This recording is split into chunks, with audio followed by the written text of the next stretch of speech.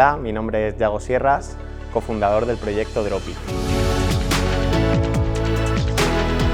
En Dropi pretendemos acabar con la grandísima cantidad de residuos que está generando en la actualidad el sector turístico. Es por ello que vamos a eliminar de las habitaciones de los hoteles todos los botecitos de gel y de champú que nos encontramos en la actualidad y que después de un solo uso generan esa basura. De tal forma que vamos a crear una cápsula totalmente biodegradable y soluble que tras su uso se elimine, dejando un residuo igual a cero.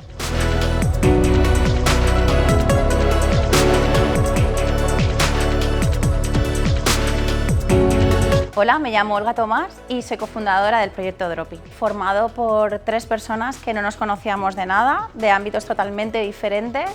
y que la verdad ha sido una experiencia y un encontronazo increíble. Tenemos un ingeniero químico, es nuestro cerebro químico, tenemos un licenciado en Administración y Dirección de Empresa especializado en turismo, puesto que nos dedicamos al ámbito turístico, y por mi parte soy estadística y gestora de calidad, para que todo esté en su sitio. Pues nos parece una oportunidad, nos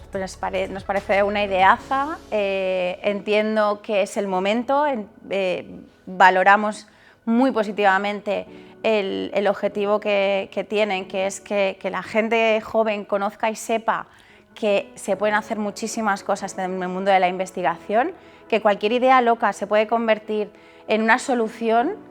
y la oportunidad que estamos dando, visualizando a otros locos como nosotros en que se puede hacer, pues apoyarlos al 100%.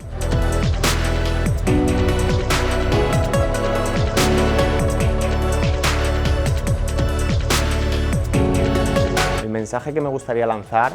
es que persigan sus sueños y que persigan también crear un gran impacto positivo en la sociedad, que alineen esos valores personales que tienen y esas ideas que seguro que son buenísimas para poder crear un impacto real en nuestro mundo, que es posible.